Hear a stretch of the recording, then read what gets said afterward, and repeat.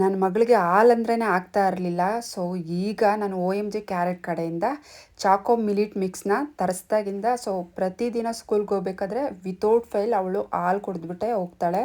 So ಅವಳೇ ಕೇಳಿ ಹಾಲು ಕೊಡಿ ಮಮ್ಮ ಅಂತ ಹೇಳ್ಬಿಟ್ಟು ಇಷ್ಟಪಟ್ಟು ಕುಡಿತಿದ್ದಾಳೆ.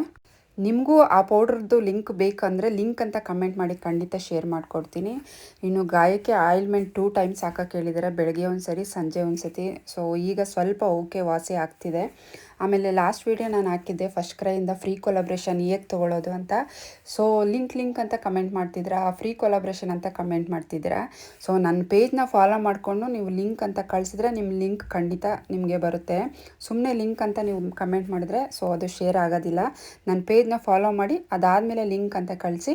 ಸೊ ಖಂಡಿತ ಹೇಗೆ ಅಪ್ಲೈ ಮಾಡೋದು ಫ್ರೀ ಕೊಲಾಬ್ರೇಷನ್ಗೆ ಅಂತ ಲಿಂಕ್ ಕಳಿಸ್ಕೊಡ್ತೀನಿ. ಸೊ ಕೆಲವೊಂದು ಜನ ಹೇಗೆ ಅಂದರೆ, ಒಬ್ಬರು ಬೆಳೀತಾ ಇದ್ದಾರೆ ಅಂದರೆ ಅವ್ರಿಗೆ ಸಪೋರ್ಟ್ ಮಾಡಬೇಕೇ ಹೊರತು ಆಡ್ಕೊಳ್ಳೋದಲ್ಲ.